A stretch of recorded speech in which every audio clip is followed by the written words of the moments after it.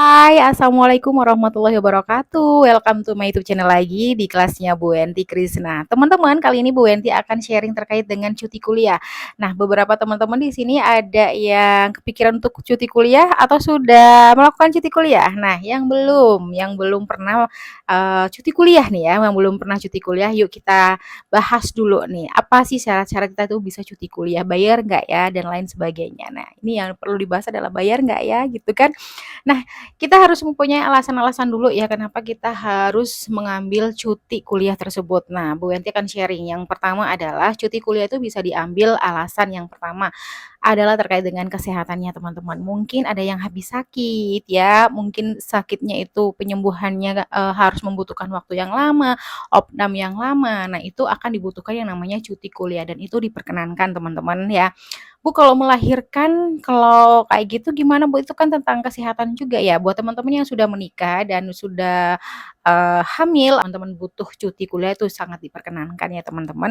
Jadi itu bisa jadi pertimbangan teman-teman untuk bisa mengajukan cuti kuliah. Yang kedua adalah terkait dengan pekerjaan.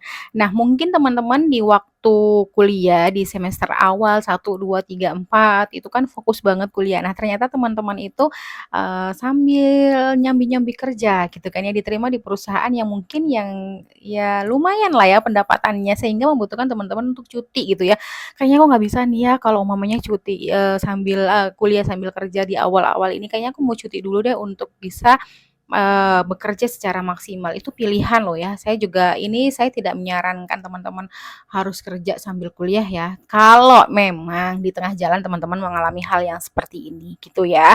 Jadi diperkenankan alasannya adalah cuti kuliah karena pekerjaan diterima kerja atau kerjaannya semakin padat dan lain sebagainya dan mengharuskan teman-teman itu mempertimbangkan untuk bisa cuti kuliah dan surat-suratnya harus sudah lengkap.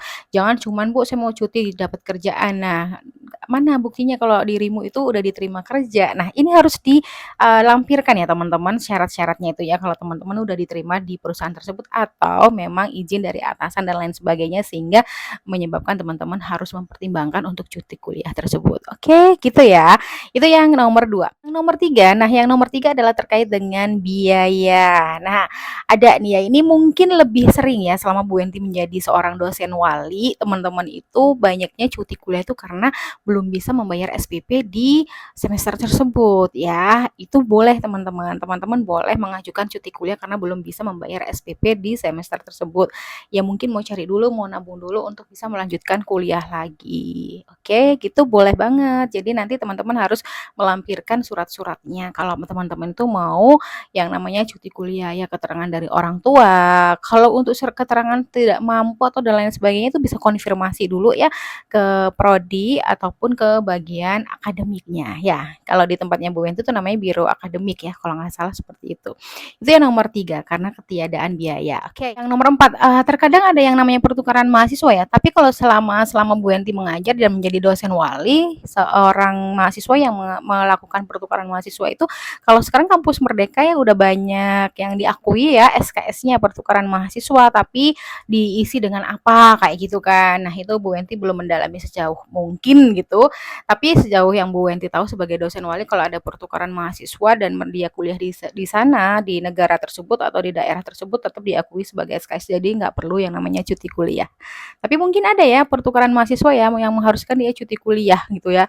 Itu kayaknya memang ada. Tapi kalau pengalamannya Bu Wenti sebagai dosen wali selama ini belum ada yang seperti itu. Tapi kalau umpamanya pertukaran mahasiswanya itu adalah dia kuliah di sana dan SKS-nya masih diakui, jadi nggak perlu yang namanya cuti kuliah.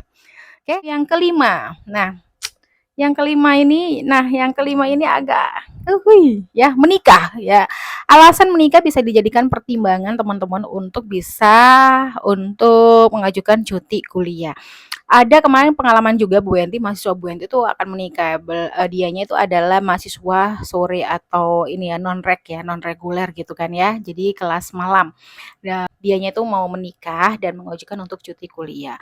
Sebenarnya sih teman-teman ya tuh ya mau menikah itu sebenarnya nggak perlu cuti ya. Itu kalau Bu Wenti sih, nggak tahu ya pengalaman teman-teman kayak gimana. Mungkin ribet banget ya, riweuh dengan persiapan pernikahan, after pernikahan dibutuhkan sehingga teman-teman itu harus cuti. Tapi kalau pada dasarnya bisa nggak cuti ya, ya mending nggak cuti sih ya teman-teman. Tapi itu pilihan sih nggak apa-apa, itu bisa jadi kok, bisa jadi pertimbangan untuk pengajuan cuti kuliah. Itu ya kalau dari Bu Wenti, 5 hal itu yang sering Bu Wenti temuin terkait dengan yang namanya alasan untuk cuti kuliah. Diperbolehkan atau tidak, nanti di ACC atau tidak, nanti tergantung di program studinya ya, di yang level lebih atas lagi.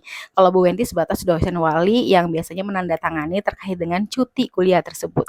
Nah, prosedurnya kayak gimana sih Bu Wenti?